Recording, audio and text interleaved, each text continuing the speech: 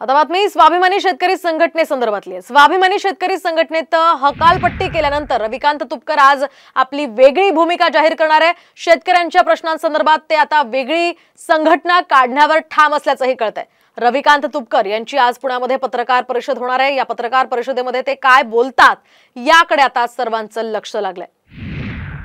तर राजू शेट्टी आणि रविकांत तुपकर यांचे मार्ग पूर्णपणे आता वेगळे झालेले आहेत। रविकांत तुपकर यांची शेतकरी संघटनेत हकालपट्टी करण्यात आल्यानंतर ते आज आपली भूमिका स्पष्ट करणार आहेत। आणि तुपकरांनंतर बातमी आहे जरांगेंसंदर्भातली। मनोज जरांगे पाटील यांनी नाट्य निर्मात्याची फसवणूक केल्याप्रकरणी पुणे न्यायालयाने त्यांच्या विरोधात जामीन पात्र वॉरंट जारी केलेला आहे। तर 2013 मध्ये मनोज जरांगेंसह अर्जुन जाधव आणि दत्ता बहिर यांनी नाटकाचा प्रयोग आयोजित केला होता। मात्र नाटकाच्या प्रयोगाचे पैसे न दिल्यानं जरांगेंविरोधात कोर्टात याचिका दाखल करण्यात आली आहे। याच प्रकरणी पुणे सत्र न्यायालयाने मनोज जरांगेंना 2 वेळा समन्स बजावलं।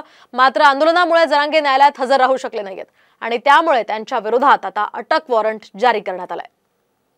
शिवाय त्यांच्या उपोषणाचा आजचा 5वा दिवस आहे आणि त्यांची प्रकृती सुद्धा खालावल्याचं बोललं जात आहे।